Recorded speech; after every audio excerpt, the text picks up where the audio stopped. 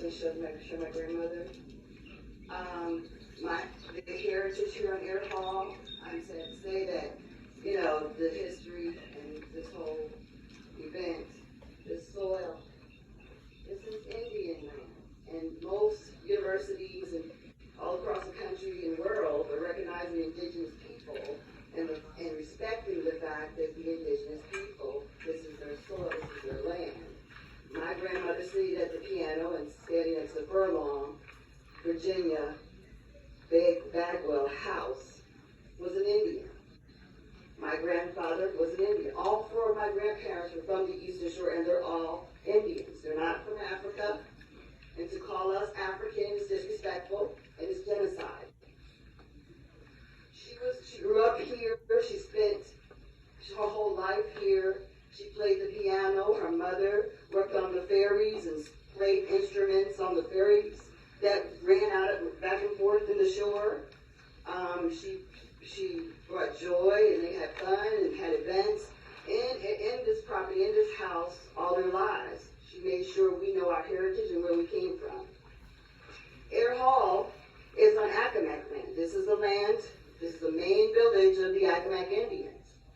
To not mention that is an atrocity. Like, how do you not mention that this soil, that this property is Accawmacke Indian property?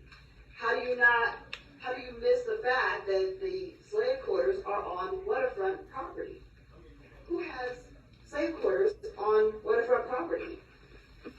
Indians were always here. People just invaded and came in and took over. The transfer of land is very sketchy. That's why the people remained on the waterfront. The people remain on the waterfront because this property has always been indigenous. That this land, North, the Eastern Shore in general, has always been filled with the original people. The original people are still here. When you have a legal case as I have, and you just keep finding out more things that are fraudulent, deeds that are fraudulent in this county, and you learn of all the deception, this Woodrow Wilson history that we're passing back and forth has to end. We cannot have a bleached history in this world anymore. We have to start telling the exact truth. When you have a people where the person that I am suing for the PNC land for, that she is not only my great-grandmother, she's also my cousin 3 times over, via my father, my mother, my mother's mother, my mother's father. That kind of relationship, no one has that kind of relationship in their genealogy. You are really, truly the indigenous people when you do this.